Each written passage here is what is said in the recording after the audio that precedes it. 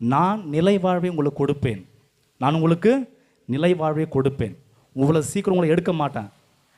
நீங்கள் உயிரோடு இருக்கும் பொழுதே நீங்கள் உங்களுடைய கடனை, உங்கள் பொருட்டு இருக்கக்கூடிய பாவ கடனை குறைத்து கொள்ளுங்கள். உங்களின் பொருட்டு இருக்கக்கூடிய அழுகையை குறைத்து கொள்ளுங்கள். உங்கள் பொருட்டு ஒருவன் வேதனைப்படுகிறான் என்றால் அந்த வேதனையை குறைத்து கொள்ளுங்கள். அப்பொழுது இருந்தால் நான் உங்களுக்கு நிலை வாழ்வை கொடுப்பேன். இதுதான் ஆண்டவருடைய இன்னைக்கு சத்திய வாக்கு, நற்செய்தி. அதுதான் எனக்கு சத்திய வாக்கு. இதை செயல் வடிவிலை காட்டியவர் தான் அன்னை மரியாள். ஆகவே தான் அன்னை மரியாளுக்கு ஒவ்வொரு வருடமும் ஆகஸ்ட் 15ஆம் தேதி நம்ம என்ன கொண்டாடுகிறோம்? விண்ணேற்பு அன்னை, விண்ணக மன்னக அரசியாக, சரியா, விண்ணேற்பு அன்னையாக நாம் விழா கொண்டாடுறோம். எதுக்கு? அவங்களுக்கு நிலை வாழ்வு எப்பொழுதும் இருக்கிறது. நிலையான ஒரு பரிந்துரையாளராக அண்ணன் இருக்கிறார்